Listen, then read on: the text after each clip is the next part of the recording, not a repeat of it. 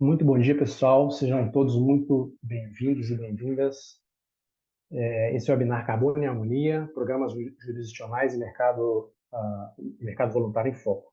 Meu nome é Bruno Maciel, eu sou coordenador de advocacy aqui da Aliança Brasil para Soluções Baseadas na Natureza, que promove esse evento. É um prazer enorme estar aqui com vocês. Eu vou fazer uma breve apresentação sobre a Aliança e, em seguida, passo a bola para a Renata Amaral, nossa facilitadora, que vai conduzir o debate. A Aliança Brasil para Soluções Baseadas na Natureza tem a finalidade de promover e estimular uma agenda de combate ao desmatamento e degradação florestal por meio da criação de diretrizes e boas práticas.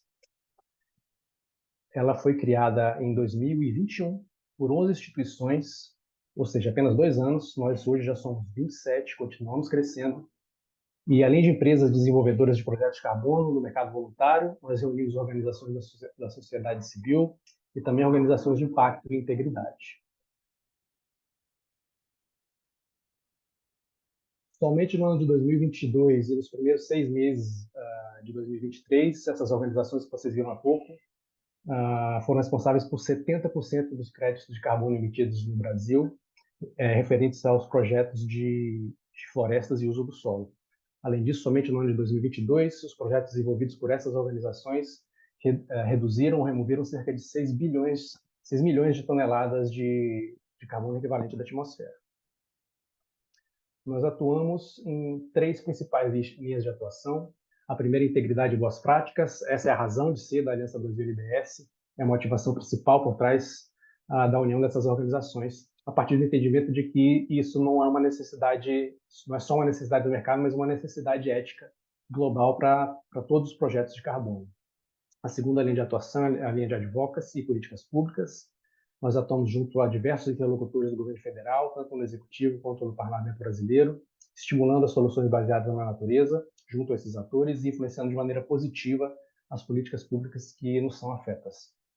A terceira linha de atuação é sensibilização, engajamento e comunicação.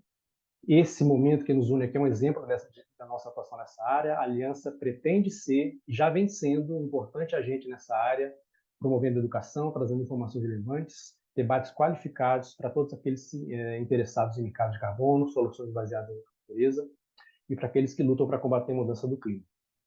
Por fim, antes de dar início ao evento, eu gostaria de convidar todos e todas para participar da primeira Conferência Brasileira Clima e Carbono, promovida pela Aliança Brasil-IBS, que vai ocorrer no dia 26 de outubro, no Cubo Itaú, em São Paulo. Convido vocês a visitarem o LinkedIn da Aliança Brasil, o site da Aliança, vocês vão ter mais informações, inclusive já temos a programação disponível, os painelistas estão confirmando, a gente espera, tem tudo para ser um belíssimo evento e vai abrir porta para outros que virão no futuro. Agora sim, eu passo a palavra para a Renata Amaral. Seja muito bem-vinda, Renata. Obrigado por estar aqui com a gente. Vou parar de compartilhar minha tela aqui. Agora sim, Renata, obrigado. Bom dia, gente. Bom dia, pessoal. Bom dia, Bruno. Assim, muito obrigada por me receber aqui. É uma honra participar do evento da Aliança.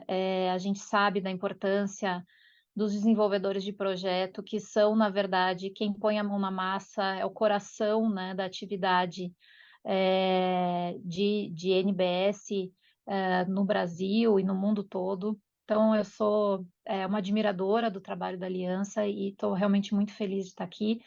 E mais ainda por estar aqui coordenando o painel, um painel de estrelas, né? Nós temos hoje grandes nomes aqui que estão tocando e que vão tocar ainda mais essa agenda no Brasil. E é um prazer enorme trazer essa oportunidade de discussão a todos que estão participando aqui hoje. Eu pensei em como iniciar uma conversa e aquecer, né, essa discussão, e pensei então em talvez trazer um pouco do que eu tenho visto na minha prática na advocacia de mudanças climáticas, e as demandas que a gente vê nesse cenário, que me parece que são muito alinhadas com os propósitos da Aliança, com as iniciativas, né, que a Aliança tem levado à frente, e também as iniciativas de todos os painelistas aqui hoje.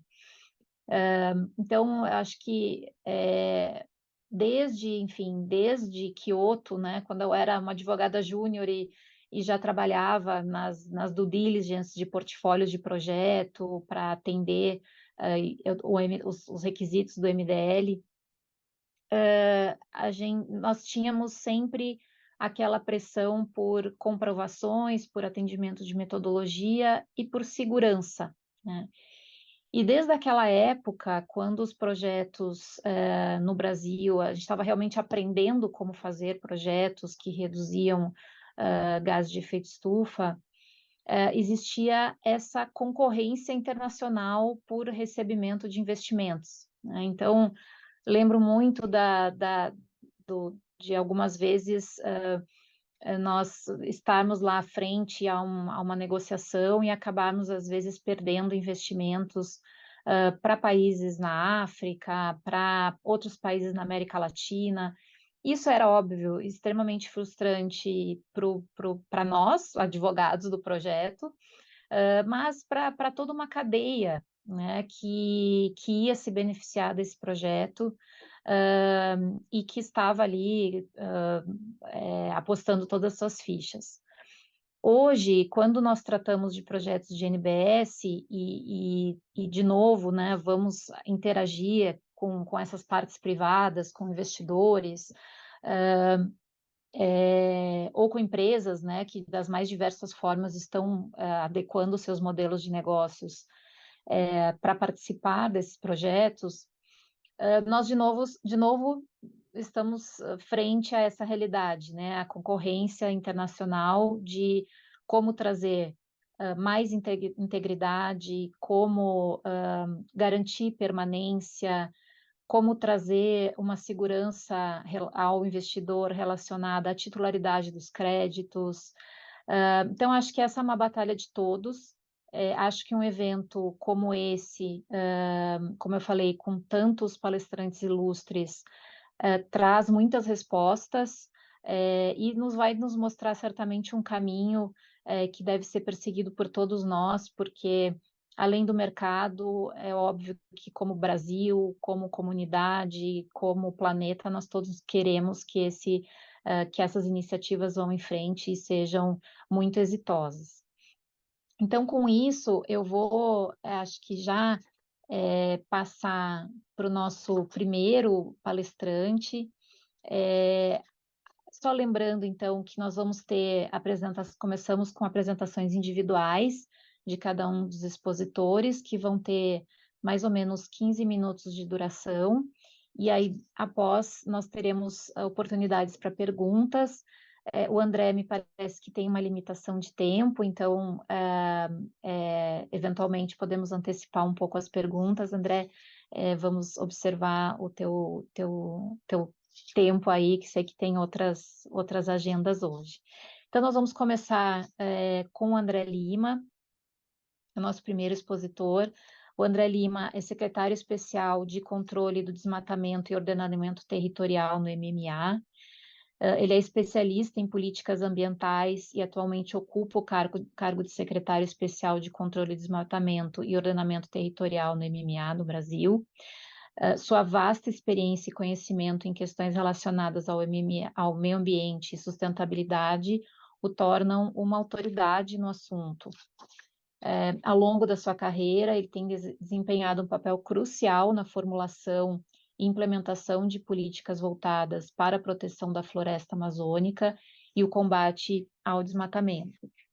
Ele está à frente do novo Plano de Ação para Prevenção e Controle do Desmatamento da Amazônia Legal, e sua gestão é responsável pela redução de 48% das áreas sob alerta de desmatamento na Amazônia nos últimos 8 meses. A sua apresentação oferecerá informações valiosas sobre a relação entre programas jurisdicionais e ordenamento territorial, bem como a visão do governo sobre o tema. André, então passo a palavra para você, já agradecendo imensamente a sua presença hoje aqui conosco. Muito bom dia aí, amigos e amigas. Vocês estão me ouvindo bem, né? Muito bom. Renata, demais amigos aí, Bruno, E muito bom estar com vocês. Quero agradecer a oportunidade de poder trazer um pouco aqui dos nossos desafios, né? Enquanto aqui gestor público dessa agenda sensível, né, da meta que o presidente da República está anunciando ao mundo todo e repetidamente fazendo isso, que é o desmatamento zero até 2030, desmatamento zero até 2030, inclusive em todos os biomas, o que torna esse desafio ainda mais grandioso, né? E que, com certeza, só será atingido se nós soubermos usar com inteligência humana e artificial máxima possível e colaboração de todos os segmentos e os instrumentos que a nossa legislação dispõe, internacional e nacional, né? Dentre eles, as ações, os projetos, os programas de RED+, né? De RED+. Eu quero fazer uma fala, até aproveitando que é a primeira fala, talvez mais assim, vamos dizer, num nível de um contexto, de um pano de fundo, em que depois, obviamente, aí estes sim, os especialistas no tema específico, que tem inclusive uma capacidade melhor do que eu de entrar nos detalhes mais técnicos. Assim, a minha função, né, como secretário aqui, é uma função de tentar coordenar, organizar, formular, articular, mobilizar, engajar, né, tanto o governo federal quanto governos estaduais e agora, inclusive na minha fala eu vou trazer esse elemento também, governos locais e a sociedade, obviamente que também, né, setor privado, academia, organizações da sociedade, povos e populações tradicionais, tentar fazer com que esses diferentes atores que têm caminhos, instrumentos, dinâmicas, capacidades diferenciadas, mas que trabalhem, vamos dizer assim, dentro de uma mesma estratégia, ou de uma estratégia minimamente convergente. Os diferentes instrumentos, dentre eles, os projetos, os programas, né, de RED, o nosso grande desafio é fazer com que eles sejam realmente parte dessa estratégia, conformem essa estratégia, para que o resultado seja, né, esse grande resultado que se espera e que não só se espera, mas muito mais que isso, estamos trabalhando duramente para alcançar, que é o desmatamento zero no Brasil. Eu estou com uma apresentação aqui, vou fazer um esforço para cumprir o meu tempo aqui, vou até colocar o meu cronograma, o meu cronômetro aqui para não estourar muito, ou não estourar, mas desse contexto, como eu falei, depois, né, se houver uma condição de fazer algumas perguntas, deixa eu ver aqui, posso compartilhar a tela aqui, né? Pode sim. Ok. Já está na tela aí, certo? Estamos vendo. Muito bem. Bom, primeiro um contexto mais geral, né, em relação ao... Vou fazer o foco aqui na Amazônia, depois, eventualmente, a gente pode falar mais também de outros desafios nos demais biomas, né? PPCDAM, os primeiros resultados, porque para nós esse é o grande desafio, né? Os diferentes instrumentos fazerem parte dessa grande estratégia nacional. Primeiros resultados aí que a gente tem, você já citou, mas, por exemplo, no mês de agosto, a gente conseguiu uma queda de 66% do desmatamento comparado com o mês de agosto do ano passado. No semestre ampliado, essa queda foi de ampliado, porque eu digo semestre até junho, né? Julho e agosto, 48%. Agora, se nós pegarmos só os meses de julho, de agosto e agora de setembro, acabei de entrar no sistema Terra Brasília do INPE, e a gente tem atualizado até 2 dias atrás, nós estamos há praticamente 3 meses conseguindo uma queda de 66,5%. Nos 3 meses, curiosamente, quase que a mesma taxa. 66 em julho, 66,5 em agosto e até agora 67,4% em setembro. Ou seja, realmente nós estamos com as várias ações, algumas delas eu vou citar aqui, conseguindo fazer uma virada de jogo no curtíssimo prazo, em menos de um ano. Não é? Que para alterar uma dinâmica de uso do solo de toda uma região que é o tal do arco do desmatamento, realmente é algo impressionante, né? E é fundamental para que a gente possa ter não só, né, capacidade técnica, tecnológica, mas moral, vamos dizer assim, para se colocar no cenário global e mesmo no cenário político nacional, né, como uma área, a área ambiental, socioambiental do governo, dando uma contribuição importantíssima para a consolidação, para a retomada do Brasil nesse diálogo fundamental da agenda das mudanças climáticas. Esse dado ele se replica em todos os estados, os principais estados amazônicos, né? Pará, por exemplo, no período 48%, agosto, queda de 70%, Mato Grosso, uma queda um pouco menor no período de 6 meses, porque teve um aumento nos primeiros 3 meses desse ano ainda, mas já em agosto uma queda de 50%, Rondônia também, olha, queda expressiva de 62% entre janeiro e agosto, 72% só no mês de agosto, Amazonas também, que era onde o desmatamento estava avançando, né, de maneira muito dinâmica, também com quedas expressivas. São várias as ações, claro que nesse primeiro momento o que a gente conseguiu mobilizar, né, rapidamente foi toda a estrutura de comando e controle, né? O IBAMA aumentou significativamente a sua intensidade e a sua presença nas regiões críticas de forma muito inteligente e firme, com 160% de aumento em autos de infração, 120% de aumento em multas, aumento dos embargos, e mais do que isso, a utilização de tecnologia da informação e trabalhando agora com os embargos remotos, ou seja, sem a necessidade, em todos os casos, de ter a presença física em campo na Amazônia, o que quase que decuplica a nossa capacidade de fiscalização, usando tecnologias remotas que já são, inclusive, aceitas pelo próprio judiciário, a apreensão de gado, etc. ICMBio, a mesma coisa, também aumentando significativamente todos os indicadores de presença do ICMBio nessa agenda de controle. Estou dizendo tudo isso, voltando ao começo da minha fala, porque essa presença, essa ação, né, de Estado, ela é base para a gente conseguir desenvolver e avançar em estratégias voltadas para instrumento econômico, porque não tem instrumento econômico que pague, né, essa redução brutal do desmatamento. Ele é um instrumento complementar que vai ajudar a consolidar em algumas regiões e avançar essa queda em algumas regiões, mas a estratégia global para o bioma está avançando significativamente. Aqui a gente vê que a dinâmica de desmatamento ela cai, né, quase que na mesma proporção em que sobe uma série de ações ligadas à fiscalização e controle na região, apesar, né, do fato de que a gente tem hoje crime organizado ocupando região, garimpo clandestino, invasões de territórios não destinados, né, de florestas públicas, ou seja, existe um contexto muito mais desafiador do que foi há 15 anos atrás, quando a gente conseguiu, na época também, uma redução de mais de 80% no desmatamento da Amazônia. São várias medidas, né? O lançamento do PPCDAN em tempo recorde, em 4 meses de trabalho, nós lançamos o PPCDAN no dia 5 de junho, como eu falei aqui, o aumento de ações de multas, embargos e apreensões, o uso do embargo remoto, o cancelamento do cadastro ambiental rural em áreas públicas, unidades de conservação, terra indígena, florestas públicas não destinadas.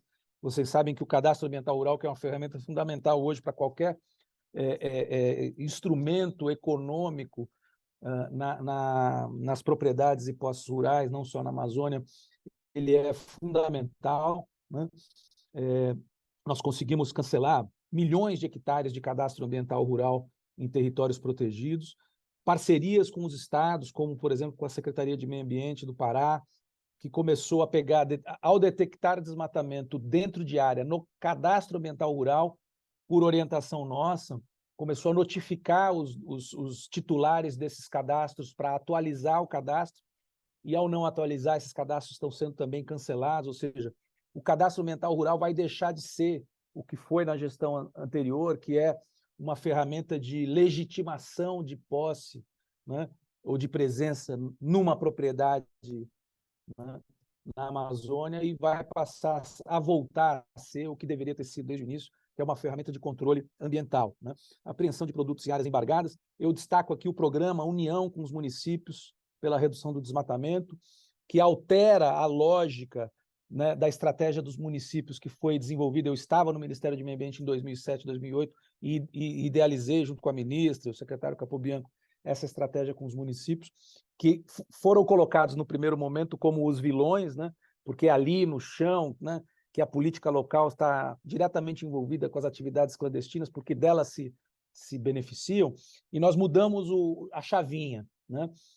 Nós agora estamos tratando os municípios como municípios prioritários. Prioritários para quê? Para melhorar a governança, para aumentar investimentos, para buscar um maior protagonismo do poder público local e disputar, inclusive, ao oferecer recursos financeiros, técnicos e apoio, disputar, inclusive, a narrativa no plano local relacionada à redução de desmatamento. Porque o que a gente tem hoje, pelo menos nos municípios críticos, é a sociedade local, muitas vezes, legitimando e apoiando a ilegalidade, a clandestinidade, porque ela gera oportunidades de trabalho, ela gera benefícios econômicos imediatos, né? Então, o que a gente está fazendo com esse programa, destinando, a princípio, nos primeiros 3 anos, 600 milhões de acordo com o desempenho, então já tem aí até uma lógica de RED, né? O município, conforme ele reduz desmatamento e degradação, ele vai participar, né, de um valor maior no bolo dos 600 milhões, 150 milhões no primeiro ano, agora 2023, 200 em 2024, 250 em 2025, o recurso vai aumentando. E eu até brinquei assim com os prefeitos, fiz uma reunião com 10 prefeitos do Pará, falei, olha, eu estou chamando vocês para serem sócios num empreendimento. Esse empreendimento eu vou investir, Ministério do Meio Ambiente, vamos investir 600 milhões de reais nos municípios, e aqueles que aderirem ao pacto e reduzirem desmatamento vão receber a maior parte desse bolo, e na COP nós vamos lançar um programa de 10 bilhões.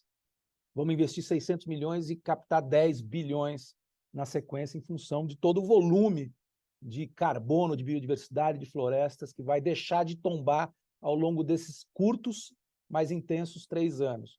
Não tem empreendimento que eu conheça que dá 1000% de rendimento em 3 anos, né, de investimento. Então, essas são algumas medidas. A resolução do Banco Central, super importante.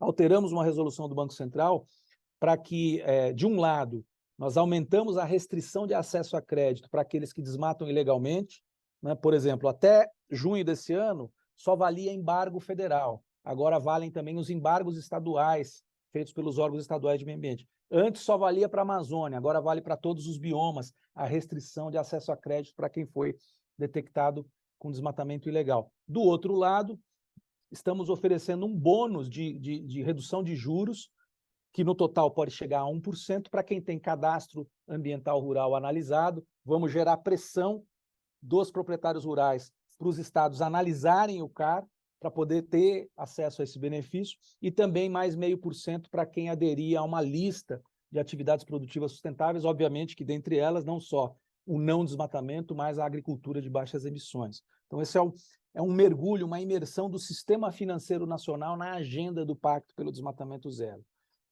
Eu entro aqui, eu ainda tenho 5 minutos, no grande desafio agora aqui, chegando para a nossa agenda do RED, né? Nós atualizamos o decreto,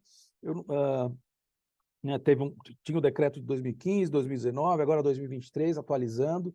Vocês conhecem bem aqui, eu acho que eu vou pular os detalhamentos, mas os objetivos são coordenar, acompanhar, monitorar e revisar a Estratégia Nacional de RED, é o locus de governança nacional para a nossa Estratégia Nacional de RED, e coordenar a elaboração de requisitos para acesso a esses pagamentos por resultados de RED Plus no Brasil, né, reconhecidos pela UNFCCC. São várias as competências, né, a implementação da estratégia, o cumprimento de salvaguardas, que é muito importante, né? Eu vou pular aqui os detalhes. Estão várias as inovações, eu convido aqueles que ainda não tiveram a oportunidade, acredito aqui que a maioria já deve ter feito, né, de dar uma olhada no decreto à luz, comparando com os anteriores. Teve alguns aprimoramentos, né, no sistema aí do CONARED. Eu quero ir direto para esse aqui, né, que eu acho que é muito importante para esse debate. Quer dizer, nada será decidido no âmbito do Poder Executivo Federal em relação a projetos, programas e ações de RED Plus no Brasil, no âmbito federal, que não seja dialogado nessa instância, que nós aumentamos a participação, inclusive, da sociedade civil, né? Vocês vejam aí que dos decretos anteriores, órgãos estaduais tinha 2, depois 1, aumentamos para 4, né?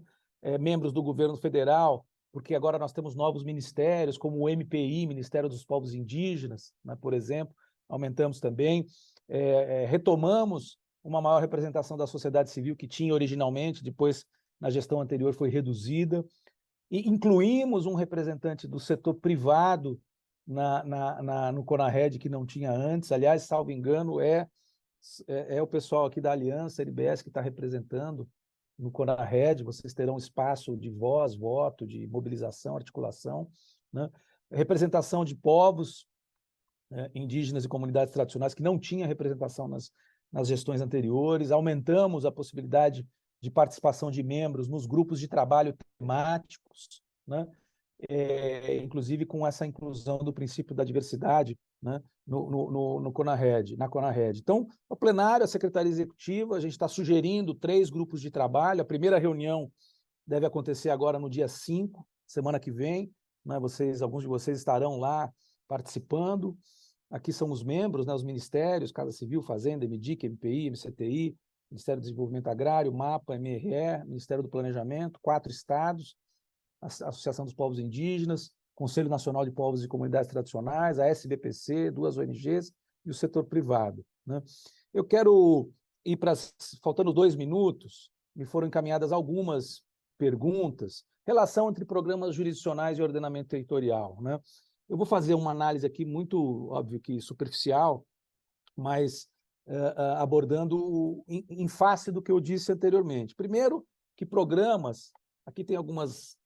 Acho que foram feitas algumas correções, eu acabei não atualizando, mas programas de rede, eles devem se alinhar, programas e projetos, né, inclusive de rede jurisdicional, se alinhar e apoiar a implementação dessa estratégia no âmbito do PPCDAM e dos planos de prevenção e controle do desmatamento dos demais biomas, de ordenamento territorial e governança ambiental em curso. Para vocês terem uma ideia, em menos de 2 meses de operação da Câmara Técnica de Destinação, a gente já está destinando mais de 10 milhões de hectares de áreas de florestas públicas não destinadas federais na Amazônia. Então, a ideia é que os programas e projetos venham, de alguma maneira, complementando e apoiando essas ações. Critérios mínimos, né, de aderência dos programas jurisdicionais à nossa estratégia nacional de rede, quer dizer, definir alguns critérios para que esses programas tenham a aderência máxima possível, né? Uma integração, isso é muito importante. Falando em sistemas jurisdicionais, quando a gente envolve, seja um município, um conjunto de municípios, seja o Estado, né, seja um mosaico de áreas protegidas, é muito importante que a gente tenha, nesses programas, a máxima integração, né, de dados e cooperação real desses entes nessa estratégia nacional. Por exemplo, hoje a gente vai ter muita dificuldade, né, de implementar qualquer coisa com, vamos dizer assim, uma chancela federal em alguns estados, porque a gente não tem sequer informação do que é desmatamento autorizado ou não é.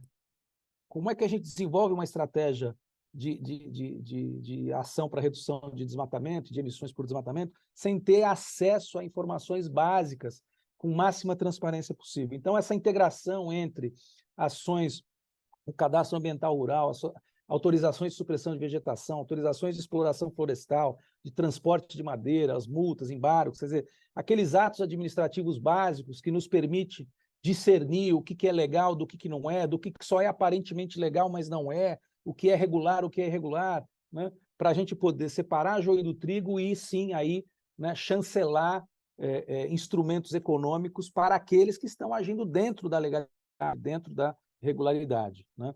Como eu disse, máxima transparência também, e meios de controle social sobre a integridade ambiental, socioambiental do sistema, né? Ou seja, essa transparência nas ações, nos programas, ativa, é super importante. Peraí que está aqui. Visão do governo sobre esse tema e sua importância, foi uma outra questão que foi apresentada. O governo aposta, né, como a gente está mostrando no começo dessa apresentação, né, numa retomada vigorosa, consistente, sustentável e permanente dessa redução do desmatamento, né, e da degradação florestal como o único caminho que viabiliza realmente uma estratégia nacional de rede, né?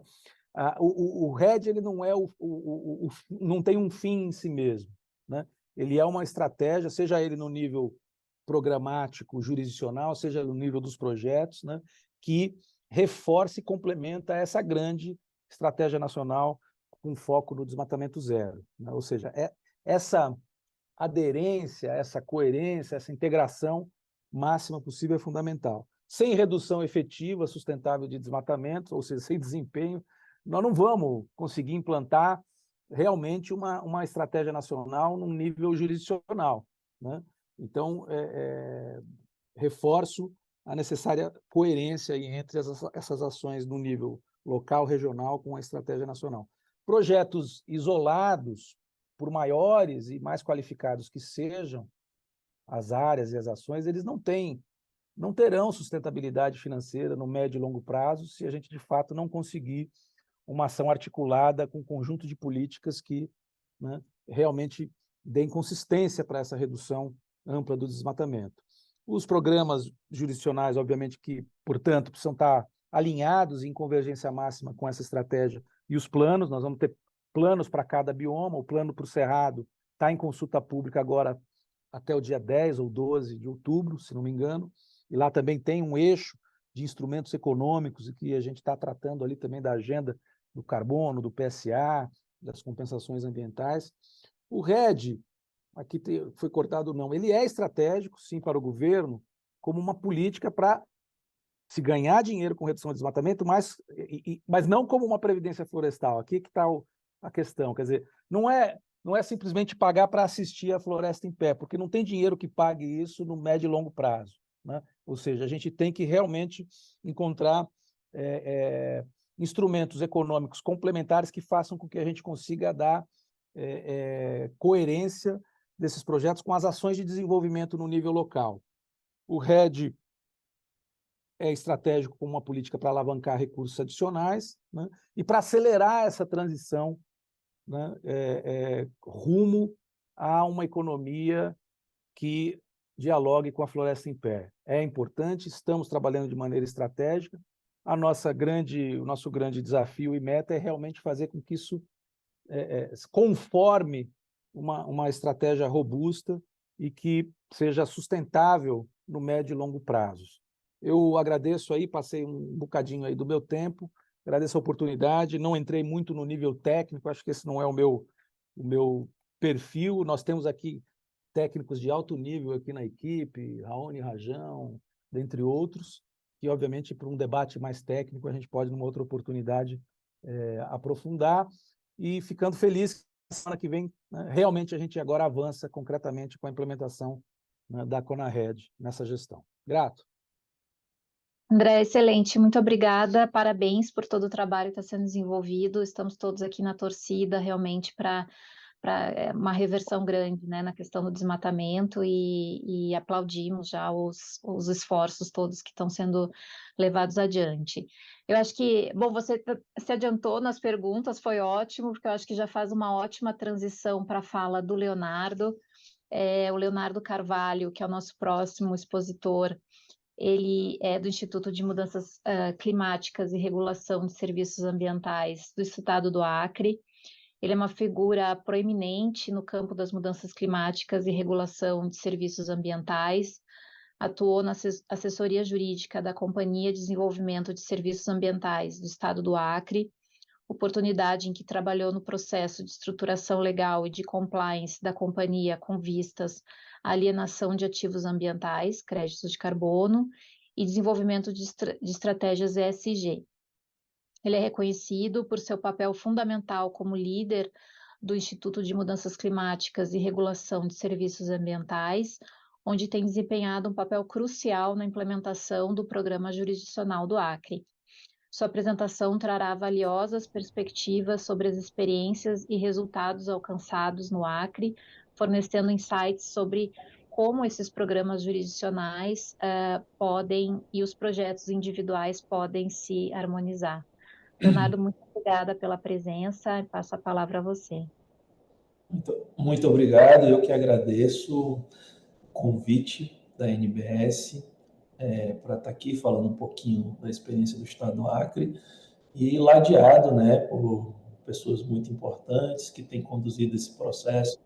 Aqui quero saudar os Brunos, né, Bruno Maciel, Bruno Brasil, nós estamos tendo muitas conversas, João Daniel, o André Lima, que fez uma bela apresentação, e a gente fica muito feliz, André, aqui a partir do Acre, de acompanhar essas reduções de desmatamento, e concordamos aqui plenamente que só vamos ter programas jurisdicionais funcionando em harmonia, inclusive, com os projetos privados, se a gente tiver redução consistente do desmatamento aqui na Amazônia. Esse é inclusive, um dos desafios muito grandes que nós temos aqui no Acre, estávamos observando, para que pudéssemos avançar, né, no programa jurisdicional, porque nos últimos anos, efetivamente, nós não alcançamos performance em razão do aumento de desmatamento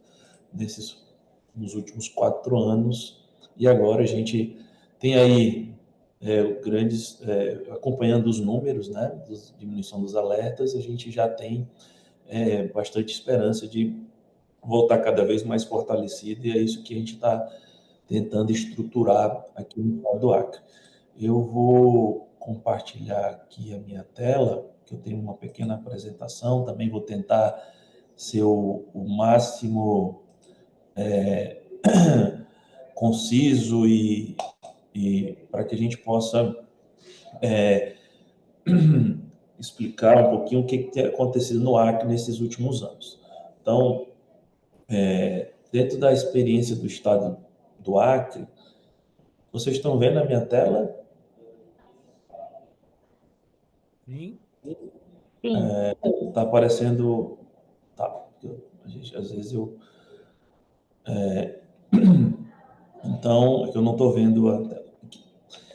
Então, o grande paradigma da construção do programa jurisdicional do estado do Acre é a criação lá atrás, em 2010, do Sistema de Incentivo a Serviços Ambientais do estado do Acre, né, que a gente entende como, na verdade, o ápice, assim, na verdade, o contexto de todo esse esforço que o estado do Acre, né, dentro de políticas ambientais há mais de 20 anos, a partir de uma série de apoios institucionais e financiamentos, e toda estruturação, considerando a nossa vocação, né? O estado do Acre é formado por florestas, rios e pessoas. Então,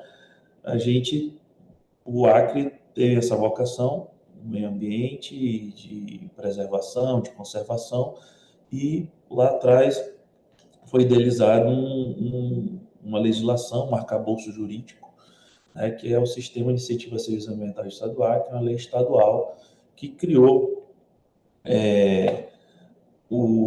as bases, né, o arcabouço jurídico para que a gente pudesse iniciar com o nosso programa jurisdicional, que nós chamamos de ISA Carbono. E o CISA, que é a Lei 2.308, eu acho que André conhece, nós temos amigos em comum na área do direito que ajudaram a construir todo esse processo, define os serviços ambientais no contexto do Estado do Acre, cria um programa, propõe, né, criar um programa para cada um, incluindo o programa ISA Carbono, que é o carro-chefe e que vem sendo fomentado, implementado há mais de 12 anos. Também define quem são os provedores de serviços ambientais, os beneficiários, estabelece princípios e diretrizes de implementação, também estabelece esse arranjo institucional, os órgãos de regulação, participação e execução. E dentro dessa oferta de serviços e produtos ecossistemas, que o ISA traz, seriam o sequestro, estoque e fluxo de carbono, que é o ISA Carbono, programa de regulação do clima, conservação das águas e recursos hídricos. Temos também a possibilidade de valorização cultural e do conhecimento tradicional, beleza cênica. Então, nós temos essas possibilidades e a gente entende como sendo o CISA um microsistema de desenvolvimento, que ele é baseado em soluções soluções baseadas na natureza. Então, a partir dele, a gente começa a desenvolver essas soluções e o carro-chefe, como falei, é o Programa Jurisdicional do Estado do Acre. E, deixa eu passar aqui. E dentro desse nosso programa, temos os conceitos de provedores do CISA e beneficiários do CISA, né? Provedores são de serviços ambientais aqueles que promovem as ações legítimas de preservação, conservação, recuperação do uso sustentável de recursos naturais, adequados e convergentes com as diretrizes dessa lei, com o ZE, com a Política Estadual de Valorização do Ativo Ambiental e com o PPCDQ. Então, tem convergência com o que o governo federal tem colocado, a gente olha para o zoneamento ecológico, olha para as políticas nacionais, o PPCDAN, a gente está em fase aqui de conclusão do nosso PPCDQ, que tem algumas metas que, felizmente, eu acredito que nós vamos, inclusive, ultrapassar esse ano. E como beneficiário, os provedores diretos, que são considerados do CISA, que devem ser integrados aos programas, subprogramas, planos de ação, projetos especiais aprovados nos termos da lei e cumprir os requisitos neles previstos. Então, como provedores, nós temos os indígenas, os extrativistas, os manejadores florestais, assentados e pequenos e grandes produtores. Ainda dentro desse arcabouço jurídico, a gente tem um arranjo institucional do CISA, onde a gente tem instrumentos de participação, de transparência, participação social. Temos a SEVA, que é a Câmara Estadual de Validação, e dentro da SEVA temos a Câmara Temática Indígena, Câmara Temática das Mulheres, e recentemente também foi aprovada a Câmara Temática da Juventude, né? Junto à SEVA, temos aí os Conselhos Estaduais de Meio Ambiente e Floresta e o Desenvolvimento Rural e Florestal Sustentável, também instâncias de ouvidoria, e então esse arranjo de participação é o que dá essa transparência, traz esse olhar, né, segmentado dos indígenas. Recentemente também tivemos fortalecidos aqui, a exemplo do que foi feito no governo federal, de ter um ministério. Aqui nós temos também uma Secretaria Extraordinária de Povos Indígenas, que tem acompanhado muito de perto a questão dos processos, né, de distribuição de benefícios, de como tem acontecido os projetos de rede também no território. Além disso, temos instrumentos de regulação, monitoramento e controle e registro, que é a figura do IMC, que é a autarquia, né, que eu conduzo, que é um Instituto de Mudanças Climáticas. Tem uma supervisão técnica da Secretaria de Meio Ambiente, né, e temos também uma instância de consulta, que é o Comitê Científico, que e dentro desse arranjo inicial do Estado do Acre, quem fazia efetivamente a validação e o acompanhamento das reduções para certificações, até porque o processo do Acre ele é bem anterior, inclusive, à estratégia de rede nacional e as alocações que são feitas a partir das resoluções do CONARED e depois registrados no InfoHub. Tem também os instrumentos de execução financeira operacional, que tem o Fundo Estadual Floresta e a Companhia de Desenvolvimento de Serviços Ambientais, que foi citada, onde eu também tive uma experiência, que é uma sociedade de economia mista, que é a responsável pela essa captação de recursos, desenvolvimento dos serviços ambientais e alienação dos ativos ambientais do Estado, nessa interlocução com o mercado de carbono e com as empresas, né? E também uma instância de governança, que é o Comitê Gestor de Mudanças Climáticas, que é no nível estratégico, lá onde a gente analisa todos esses caminhos, as propostas, enfim. Então, esse é o arranjo institucional do CISA e como funciona aqui no estado do Acre. E aqui também vou passar rapidamente, até porque citei e falei da SEVA, que é tem uma composição paritária, nós temos 5 membros do governo, né, das secretarias, da sociedade civil, indicado pelo colegiado de conselhos. Então, além disso, as câmaras temáticas, que têm um número ampliado, com os indígenas, que nós trazemos todas as lideranças, né, que tem representante das associações das lideranças, e também o olhar de gênero com a Câmara Temática das Mulheres. E o Acre também, dentro desse contexto do RED jurisdicional, do programa jurisdicional, a gente tem uma estratégia de repartição de benefícios, que atualmente, na captação de recursos, a gente tem uma 70-30. Os recursos de pagamento por resultado no estado do Acre, 70% diretamente para as políticas, né, de redução do desmatamento dentro de uma estratégia de estoque fluxo, essa distribuição, e 30% fica destinado para o fortalecimento institucional das instituições que estão executando essa política, né? A própria CDSA, o IMC, a Secretaria de Agricultura, enfim. Então, a gente tem subprogramas que fazem a aplicação desse recurso. Como coloquei, dentro dessa relação de mercado voluntário, a CDSA a Sociedade de Economia Mista, é a empresa do Estado do Acre que tem essa relação e essa conversa com os stakeholders, com os investidores, buscando captar recursos para retroalimentar esse sistema.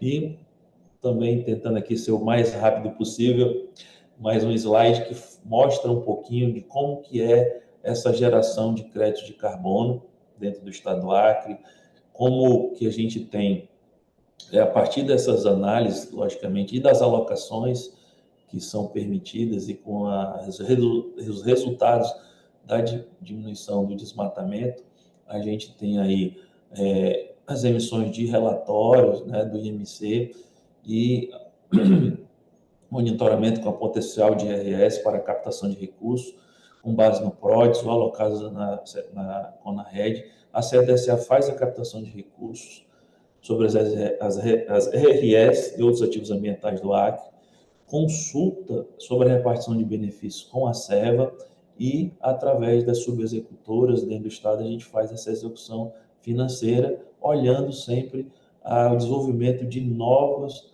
ativos ambientais para que possamos retroalimentar esse sistema. Então, e hoje, efetivamente, olhando para o futuro, o Estado do Acre, considerando também essas possibilidades de novos ativos ambientais, o Estado do Acre e o IMC têm se adequado, tentado olhar os novos padrões internacionais de certificações, com as novas oportunidades de mercado, para que a gente possa estar visualizando potenciais captação de recursos e financiamentos climáticos.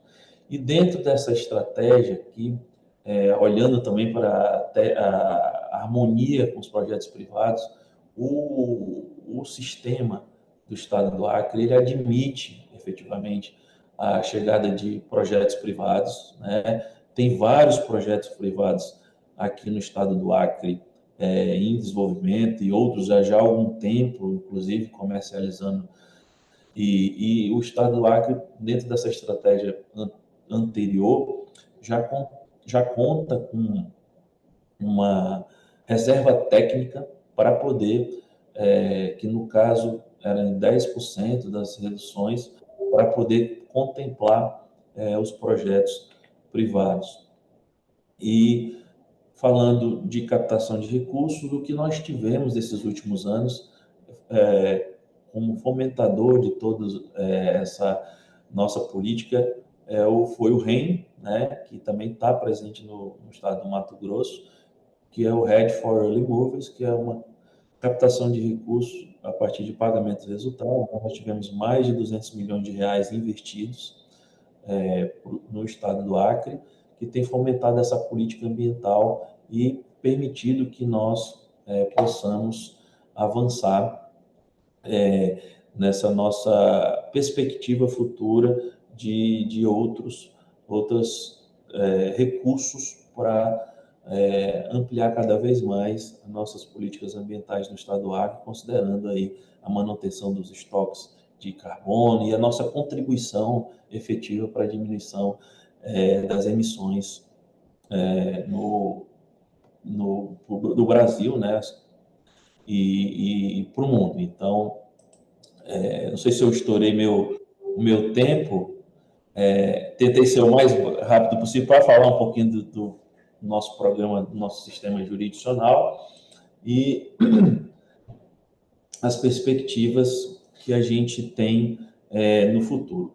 E querendo dizer o seguinte, que o Estado do Acre, a gente tem essa tradição, esse pioneirismo, o IMC é um órgão regulador, a gente está atento a todo esse movimento, temos conversado muito com os investidores, recebemos aqui no Estado do Acre constantemente, né, os desenvolvedores, e conversamos, e a gente tem essa ideia de que nós podemos harmonizar, né, as iniciativas privadas com a iniciativa pública e considerando a necessidade de a gente ter uma robustez, uma maior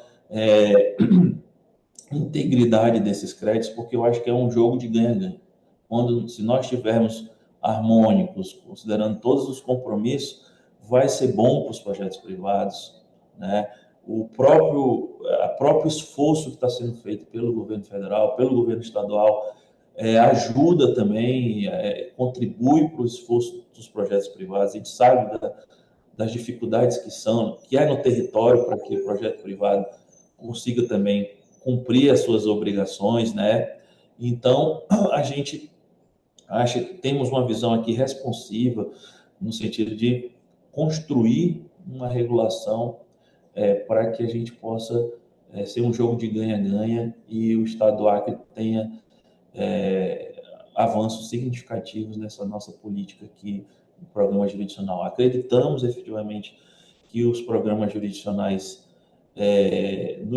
no Brasil ajudam nessa escala, né, na escala de termos créditos, termos para contribuir. Então, nos colocamos à disposição aqui para poder recebê-los e discutir efetivamente como a melhor saída para que a gente possa estar trabalhando junto e alinhado e em harmonia nos programas jurisdicionais e os projetos especiais e privados que têm grande desenvolvimento no Brasil ultimamente. Excelente, Leonardo, muito obrigada. Entendo que é tudo que realmente nós queremos, né? E que essa harmonização possa se dar da forma mais segura, para que os projetos realmente atraiam mais investimentos e tragam a segurança que todos esperam. Eu vou então, dado que nós estamos um pouquinho adiantados no tempo, passar diretamente para o Bruno Brasil. O Bruno Brasil é representante da Verra no Brasil. Ele tem mais de 15 anos de experiência com projetos de carbono, padrões internacionais VCS-CCB, metodologias e ferramentas de REDD+. Também trabalhou com políticas públicas de REDD+, desenvolvimento de programas jurisdicionais e implementação de protocolos de monitoramento relacionados às salvaguardas socioambientais. Atualmente, o Bruno Brasil é representante da Verra no Brasil, que desempenha um papel central na avaliação e validação de programas jurisdicionais, garantindo que atendam aos mais altos padrões de qualidade e integridade. Sua apresentação trará uma compreensão aprofundada do papel das certificadoras na promoção da transparência e confiabilidade das ações de mitigação de carbono, especialmente em contextos regionais. Bruno, grandes responsabilidades sobre a tua apresentação. Tem bastante coisa, a pessoa já tem um nome chamado Bruno Brasil, já nasce com responsabilidade, né? Passa a palavra aí para ti. Obrigado, Renata, Bruno Maciel e demais painelistas. E também agradeço a presença de todas as pessoas que pegaram um tempo para nos ouvir falar hoje. Eu vou compartilhar a minha tela com vocês.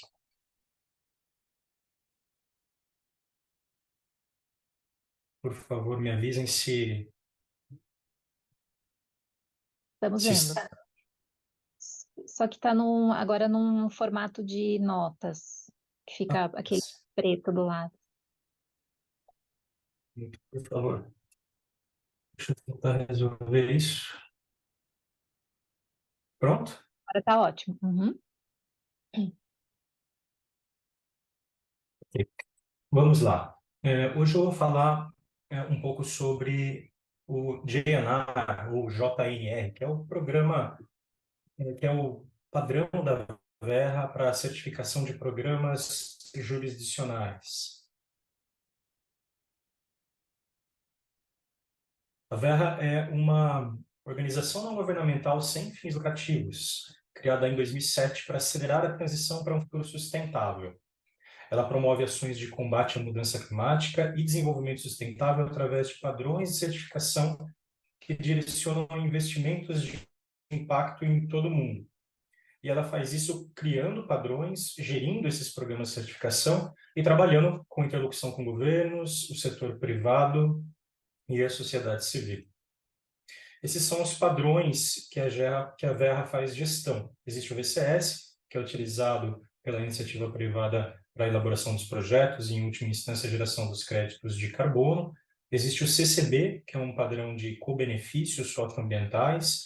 Existe o JNR, que é o padrão para certificação de programas jurisdicionais. O SD-Vista, que tem relação com verificação de ODS. E o padrão para redução de lixo plástico. Então vamos falar o que é o Jurisdictional and Nested RED, né? O JNR Framework, né? Uma estrutura criada para desenvolvimento de programas jurisdicionais de rede e alinhamento de projetos privados. Foi a primeira estrutura criada para esse fim em 2012, né? O que se entende por alinhamento? O alinhamento é o conjunto de medidas pelas quais emissões de projetos privados podem ser consideradas pelo Estado em conjunto com salvaguardas socioambientais. Essa estrutura, ela permite com que os governos emitam créditos de carbono, considerando salvaguardas socioambientais e o esforço da iniciativa privada na redução do desmatamento. E ela foi desenhada justamente para coordenar esses esforços de redução de emissão de gases de efeito estufa por desmatamento evitado e promover financiamento climático em múltiplos níveis. Isso pode ser feito considerando 3 cenários possíveis, né? No primeiro cenário, existe um FREL nacional e programas subnacionais, como os programas jurisdicionais estaduais que existem no Brasil. E podendo haver ainda projetos privados, alinhados dentro desses programas subnacionais ou fora. Né? Nesse primeiro cenário, o registro da Verra pode emitir créditos para os projetos privados, estando eles dentro ou fora desses programas subnacionais de rede, e aos próprios programas subnacionais, ou programas estaduais, ou programas jurisdicionais, como queiram chamar. No cenário 2, já existe um programa nacional de rede, o programa subnacional estadual e os projetos privados, que podem estar dentro ou fora dos programas subnacionais. Nesse cenário 2, o programa nacional, a federação, o país, escolhe se quer ou não trabalhar com créditos de carbono. Né? Ele pode resolver não emitir os créditos de carbono, mesmo havendo um programa nacional, pode não querer simplesmente trabalhar com mecanismos de offsetting e mecanismos de mercado. É uma opção que ele tem. Tá? E nesse cenário, o registro da Verra vai emitir créditos tanto para os projetos privados, estando eles dentro ou fora de programas subnacionais, quanto para o programa subnacional, quanto para o programa nacional. São opções que existem nesse cenário 2. E, finalmente, no cenário 3, existe um programa nacional de rede que pode ser diretamente creditado, que é o único que pode ser, aliás, creditado diretamente pelo registro da Verra, sendo que esse programa nacional ele faz a divisão desses benefícios através de um mecanismo de repartição de benefícios específico, e aí ele vai beneficiar, de acordo com suas próprias regras, os projetos privados, estando eles dentro ou fora de sistemas subnacionais, e os próprios sistemas subnacionais. Então, são esses os 3 possíveis cenários. Hoje a gente está no cenário 1, né? e provavelmente migrando para um cenário 2 ou um cenário 3, mas isso só saberemos com o tempo e o desenrolar dos fatos. Por que utilizar o JNE? Ele assegura correspondência metodológica entre os programas e os projetos, ao mesmo tempo que permite escopos metodológicos divergentes. Então, você pode ter um projeto solteiro, né? Ele assegura a realização de ajustes correspondentes, evita a dupla contagem de crédito de carbono, ao mesmo tempo que promove ações coordenadas entre governo e iniciativa privada, e, em última instância, a integridade do mercado de carbono. Como utilizar o JNE? Ele pode ser utilizado um projeto privado utiliza os padrões da Verra. Em primeiro lugar, você deve criar uma conta com a Verra, submeter o projeto ao pipeline da Verra e submeter o projeto a um período de comentários públicos. Depois disso, elaborar os documentos, né, o que se chama de PD jurisdicional ou JPD, juntamente com os relatórios de monitoramento, seguindo os templates da Verra e também os guidelines para elaboração desses documentos. Além, é claro, dos requisitos mínimos da UNFCCC para projetos para RED, levando em consideração a Estratégia Nacional de RED, o FREL, um mecanismo de monitoramento, reporte e verificação e o sistema de informação de salvaguardas.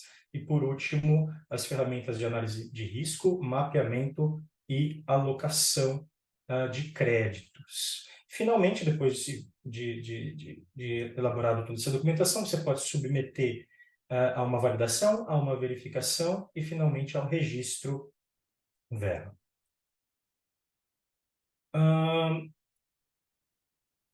Vamos agora passar pelos requisitos JNE. O programa ele deve estar alinhado com os guias do IPCC, com a Estratégia Nacional de RED e as leis do país. Ele deve ser desenvolvido com base no modelo de relatório JPD. Os documentos devem ser públicos, identificar todos os projetos alinhados, considerando inclusive as projeções de alinhamento.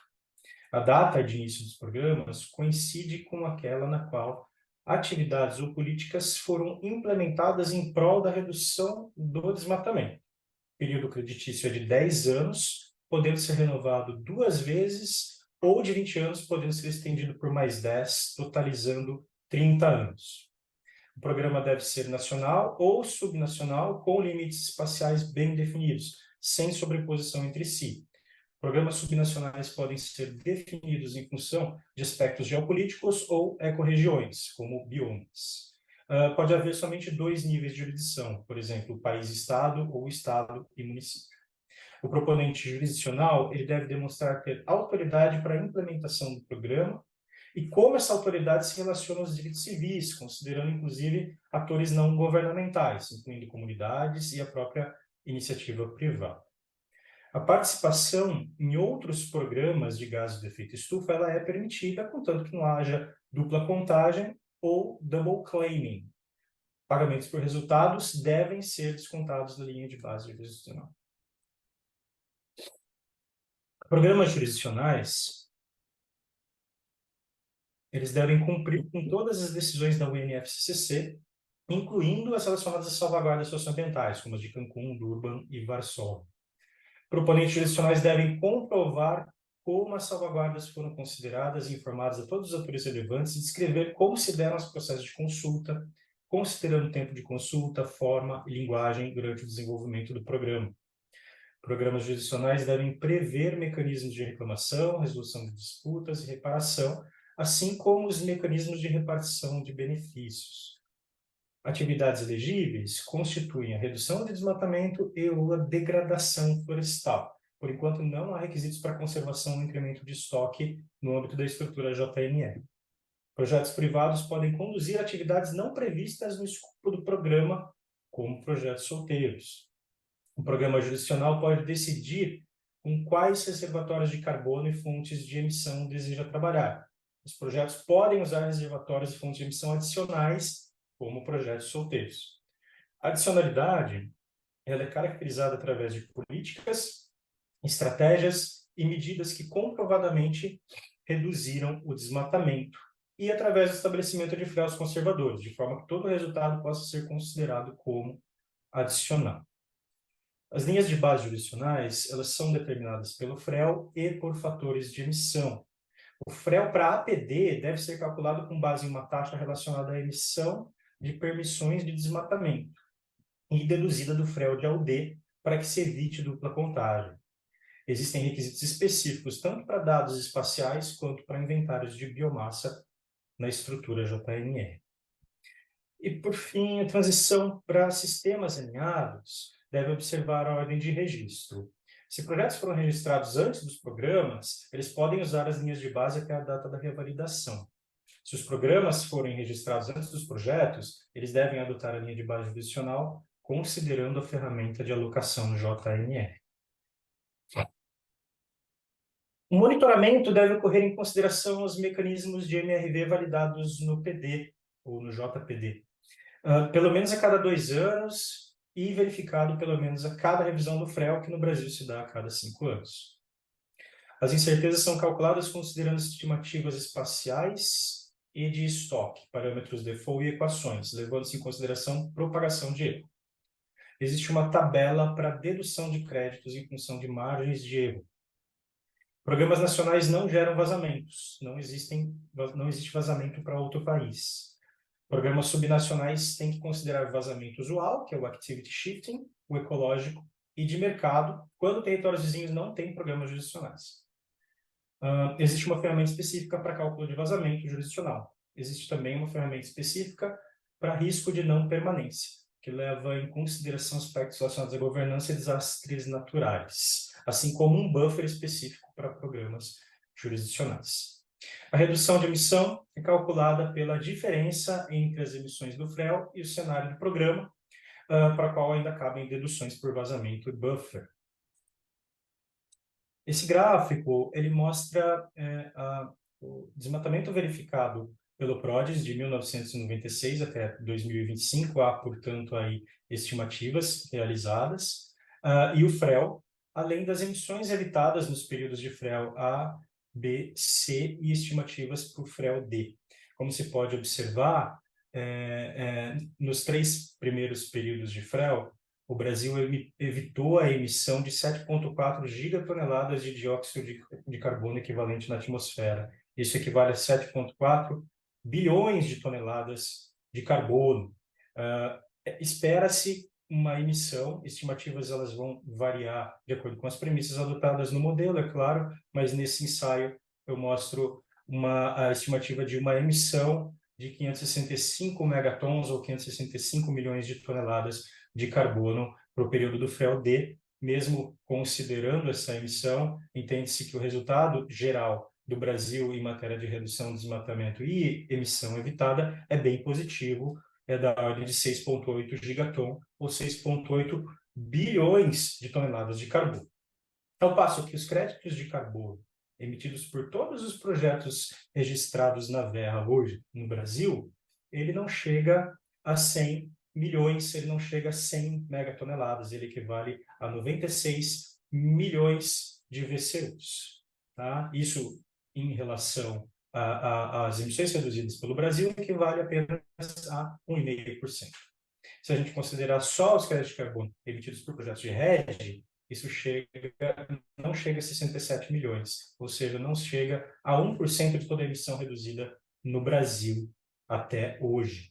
E se a gente considerar só o RED AUD, que seria metodologicamente compatível com as metodologias adotadas em sistemas subnacionais e até no FREL nacional, isso equivale a menos de 1% de toda a emissão reduzida no Brasil. Fica na ordem de 50 milhões de toneladas.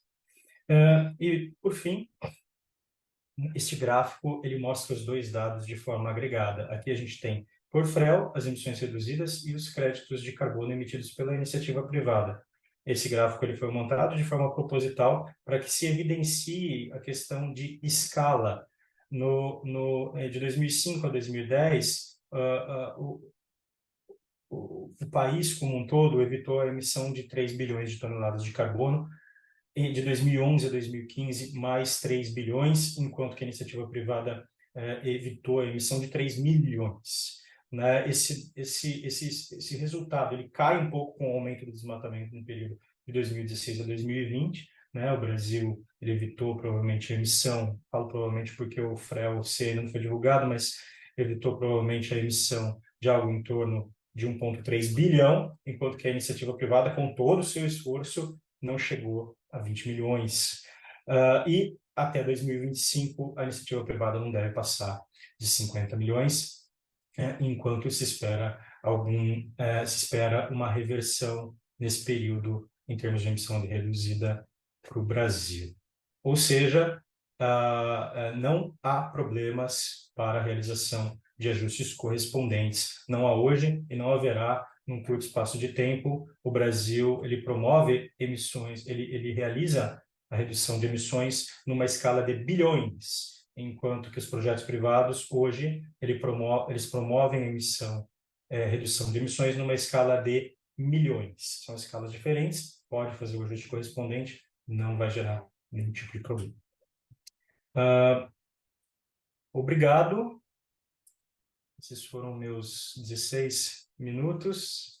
E agora, acredito que por uma questão de tempo, passo para o próximo painelista. Excelente, Bruno, muito obrigada. Já me despedindo do André aqui, que precisa sair. Muito obrigada, André, pela sua participação. Foi ótimo. Logo, Então, amigos, parabéns aí, grato pela oportunidade aqui. Foi bom ter ouvido aí também o Bruno e o pessoal do Acre aí também. Abraço aí, Leonardo. Até mais, gente. Alguns de vocês acho que eu vejo semana que vem aqui na Conared. Isso, nós vamos estar aí. Tá bom. Um abraço. Então, eu passo para o João Daniel de Carvalho. O João, ele é representante da Aliança Brasil-NBS. Ele é um líder influente no campo das soluções baseadas na natureza.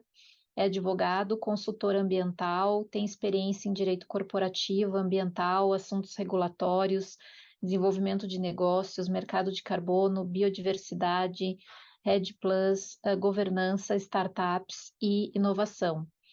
Ele tem desempenhado papel crucial em promover práticas sustentáveis e soluções baseadas na natureza no mercado de créditos de carbono.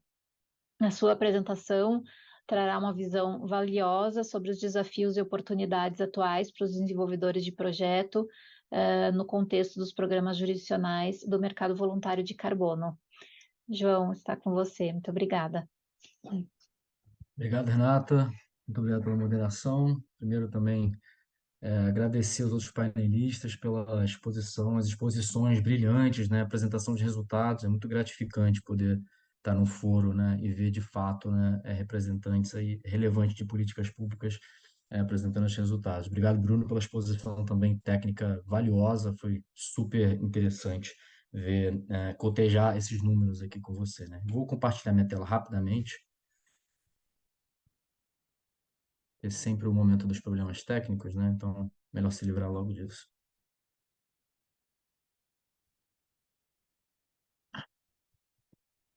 Alguém só confirma, por favor, que a tela já está ampliada e pronta para apresentar? Já está, João. Obrigado. Perfeito, obrigado, pessoal. Bom, então, pessoal, um prazer estar aqui, como eu disse. Eu estou aqui representando a Aliança Brasil-NBS, né? É essa associação de desenvolvedores de projetos, né? De soluções baseadas na natureza, do mercado voluntário aqui no Brasil, né? Então, é uma associação que já existe, como o Bruno falou, né? Não vou perder tempo aqui trazendo de novo esses dados, mas trazendo a minha visão do quão relevante é essa congregação, essa orquestração das desenvolvedoras de projetos para continuar catalisando o mercado voluntário a nível dos projetos individuais aqui no Brasil, né? E aí, quando a gente está falando de projetos individuais e de mercado voluntário, a gente está falando, né, da iniciativa, o que a iniciativa privada pode contribuir para soluções baseadas na natureza. No fim do dia, é isso, né? Então, aqui com um slide introdutório, um preâmbulo, eu queria primeiro começar aqui a minha fala falando, e também em respeito ao tempo, que eu sei que a gente já está bem transbordando aqui o nosso tempo prometido. eu queria começar com uma fala falando de tipologias, né? Então, quando a gente está falando de projetos individuais, lembrando aqui que esse é um webinar introdutório, expositório, né, para ser didático também, para trazer um pouco de uma balização aqui da massa crítica sobre esse tema tão importante, né, que é essa harmonização entre os programas jurisdicionais e os projetos individuais. Quando a gente está falando a nível de aliança, né, da nossa associação que representa esses projetos individuais, a gente está falando do que eu gosto de cunhar, né, de chamar de dar os contornos como uma territorialização do impacto socioecológico do REDD+, porque a gente está falando de projetos individuais que estão ocorrendo, seja numa propriedade privada, seja numa biorregião, né, quando a gente tem projetos agrupados, mas a gente está falando de uma territorialização, de um aterramento, né, do impacto da ferramenta do REDD+, né, que, de certa forma, ocorre em todas as instâncias, mas com, né, o mercado voluntário, né, que se desenvolve aí, esse mercado voluntário olhando para o REDD+, né, que é um legado aí que, né, que a gente pode dizer que a iniciativa privada pôde deixar para a conservação florestal, né, pegando um mecanismo que nasce, né, na ONU como um pagamento por resultados, né, passa, né, traslada ele para um mecanismo gerador de um ativo ambiental, que é o crédito de carbono, e, portanto, passa a poder captar, né, recursos nesse contexto do mercado voluntário, que é basicamente aproveitar a oportunidade dessas empresas de iniciativa privada ou entidades privadas, né, que querem compensar suas emissões, aquelas emissões difíceis de abater, né, dentro do contexto de uma estratégia de carbonização privada, e querem comprar crédito de carbono. E hoje eu acho que isso é um princípio maior da aliança. Entendemos que os créditos de carbono e soluções baseadas na natureza representam, né, a melhor forma de fazer o offsetting, né? Então, dentro desse contexto do mercado voluntário, dentro desse contexto da iniciativa privada e dessas estratégias de carbonização, hoje o offsetting com soluções baseadas na natureza é a maneira mais, não só custo-efetiva, mas como até quando a gente começa a transbordar o tema do carbono, sair do termo carbono-cêntrico, que é o grande paradoxo, a gente consegue endereçar muitas outras crises, né? Muitos outros aspectos da nossa crise planetária, como questões de recursos hídricos, né? Escassez hídrica, biodiversidade, e esse é o grande paradoxo do crédito de carbono, porque embora ele seja, por definição, carbono-cêntrico, quando a gente está falando de soluções baseadas na natureza, ele transborda, inclusive, para muitas outras convenções, né? Que a gente pode abordar, né, com um mecanismo elegante de mercado e adequado, e endereçar para além da Convenção das Mudanças Climáticas, né, da biodiversidade ecológica, desertificação e muitas outras que nascem aí na Eco 92. Eu acho que, de novo, falando um pouco desse ciclo virtuoso a nível de projeto individual, que é o que a gente quer nesse jogo, como o Leonardo muito bem colocou, um jogo de ganha-ganha, né? Estar a ombro, né, com os programas jurisdicionais, podendo, dentro do contexto de projetos individuais, gerando crédito de carbono para captar recursos para a conservação florestal, dentro de um contexto que é muito diverso, né, como o Bruno mesmo colocou na tela.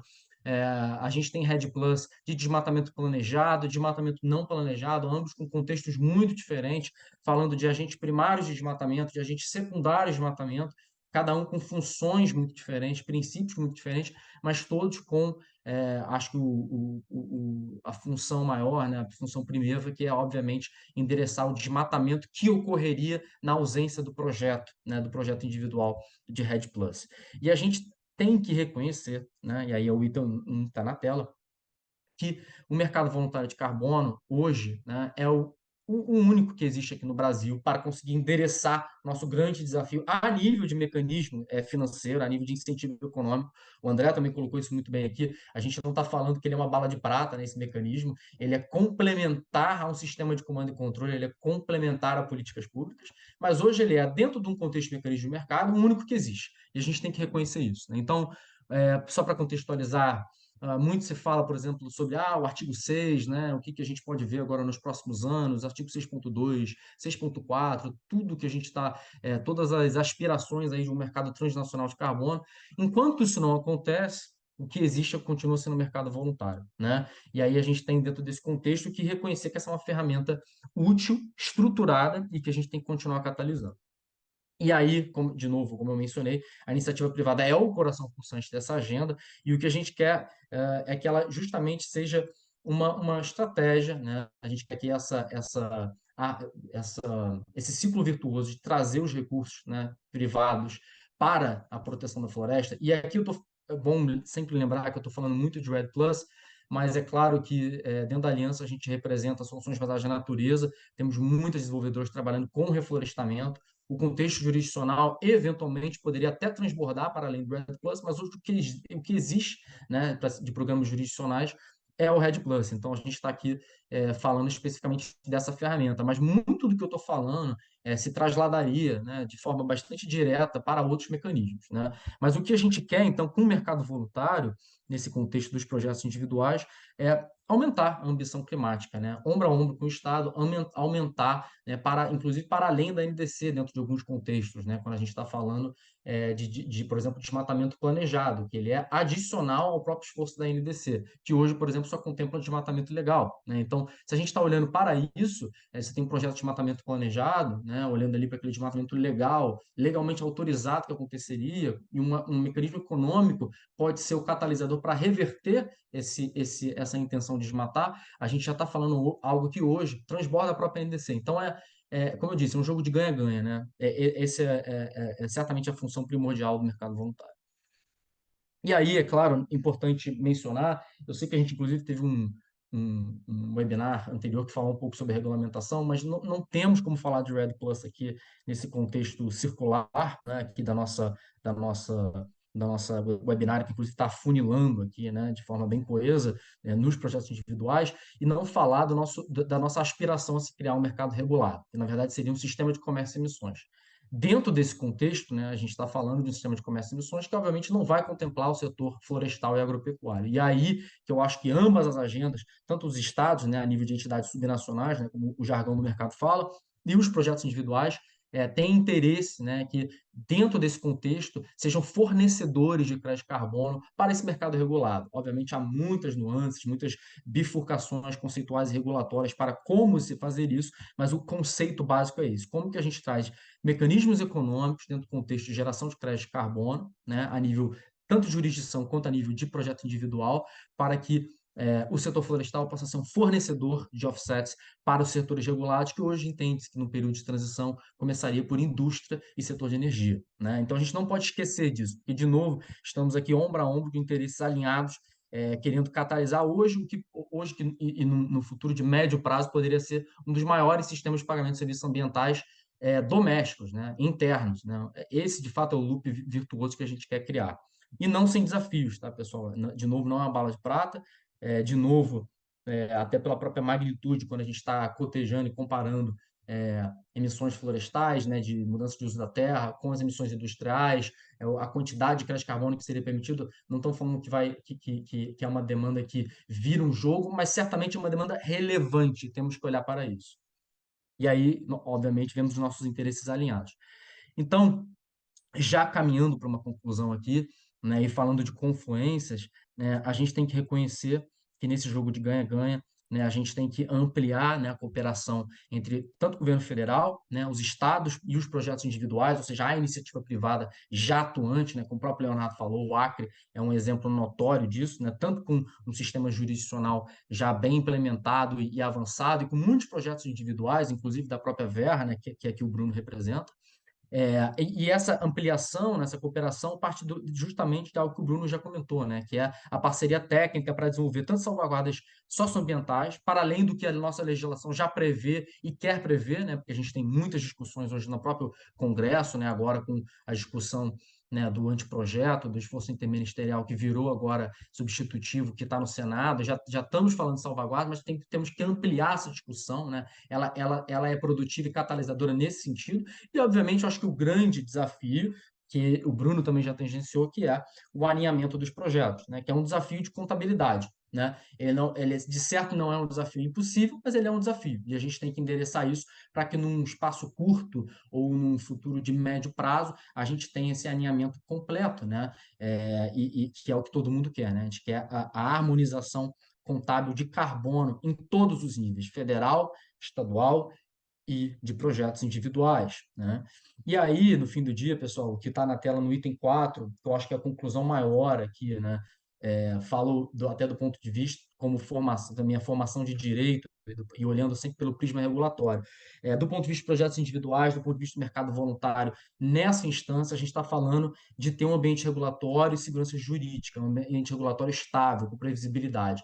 qualquer investidor estrangeiro ou investidor, né, brasileiro que olhe para, por exemplo, um projeto de soluções baseadas na natureza virtuoso, a primeira coisa que ele pensa são os desafios regulatórios, que parte desde o fundiário, que é endêmico, por exemplo, ao Brasil, a questões maiores, como a própria regulamentação do mercado voluntário, a regulamentação dos sistemas jurisdicionais. A gente quer, eu acho que todo mundo concorda aqui, isso é um consenso, a gente quer criar, fazer do Brasil um porto seguro, né, para os investimentos em soluções climáticas, o REDD+, notoriamente, né, pois o REDD+ ocupa grande parte da nossa ambição climática enquanto país, né, então a gente não pode deixar de olhar para ele, né, então a gente vê essa relação tripartite, né, que é o pagamento por resultados já existe, os sistemas jurisdicionais que hoje trasladam para se criar crédito de carbono, ou seja, para também transacionarem um ativo ambiental, e os projetos individuais que já transicionam e querem vir a transicionar crédito de carbono, né? E o respeito de todas as instâncias de harmonização.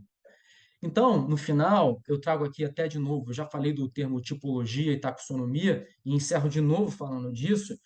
O Bruno, inclusive, já colocou, né, a própria esquematização do JNR da Verra, mas eu trago aqui até uma outra fonte, né, que é a fonte do relatório do Banco Mundial, se não me engano saiu uns 2 anos atrás, mas ainda é um relatório muito relevante sobre mecanismos de alinhamento, né? Então, dentro do contexto do que a gente considera hoje o melhor, né, e mais relevante modelo de alinhamento é o modelo que poderia se chamar de descentralizado, né? Sem apego à adjetivação do descentralizado, mas muito mais apego aos princípios a que ele traz, né? O que seria o modelo descentralizado por definição? Seria justamente, eu acho que seria até inclusive em que o Bruno colocou o modelo 1 e 2 ali do JNR, que seria a permissão livre, né? Respeitando a própria liberdade econômica, já esculpida na nossa própria Constituição Federal, dos projetos poderem continuar operando, gerando seus créditos de carbono, escolhendo as suas certificadoras, mas, obviamente, dentro de um guarda-chuva, né, jurisdicional posto pelos estados, pelas entidades subnacionais e também, por consequência, né, da própria, com autorização do governo federal.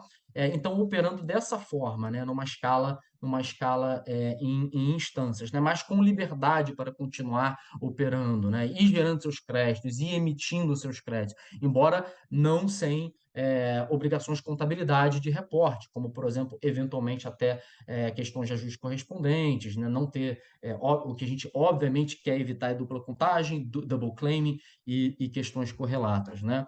No fim do dia, o desafio acaba sendo esse, né, pessoal? A gente está falando de contabilidade de carbono, mas a gente tem que lembrar que o foco de todos nós, né, do poder público que está aqui presente, muito bem representado pelos painelistas que discursaram aqui, e por entidades como a Aliança, que representa, né, empresas do setor, ou certificadores como a própria Verra, representadas aqui pelo Bruno, é conseguir catalisar essa mudança, né? Não só o Brasil como país, né? Há uma potência ecológica que não é só uma aspiração, já é uma, mas a gente merece estar muito além, né, do que hoje a gente está, e esse governo, inclusive, está muito competentemente conseguindo reverter esse quadro, né? Mas conseguir fazer do Brasil um porto seguro para investimentos nesse tipo de solução, porque, como eu disse muitas vezes, e vou repetir mais uma vez, é um jogo de ganha-ganha, e todos estamos aqui ombros a ombros nas trincheiras da conservação e da restauração ecológica, e de certa forma, nesse que eu gosto de brincar, que é vivendo o evangelho das florestas, né? Fazer da floresta em pé algo rentável, trazer incentivos econômicos para manter a floresta em pé, que não é algo trivial num Brasil como o nosso, né? Então é isso. Assim eu encerro a minha fala e agradeço muito a escuta generosa. João Daniel, muito obrigada. Agradeço também imensamente ao Bruno, Leonardo. Foram, acho que, falas muito coordenadas, como vocês mesmos mencionaram, todos falando sobre cooperação, sobre harmonia, e o Bruno Brasil trazendo a questão da robustez técnica, que é também o que todos nós esperamos e sabemos que é tão necessário. E finalizo então com um agradecimento especial à Aliança, na pessoa do Bruno Maciel. Foi um prazer, Bruno, estar aqui com vocês. Sou super fã da Aliança e estarei sempre à disposição, e agradeço a todos que ficaram até agora. Tivemos um número grande de participantes. Muito obrigada.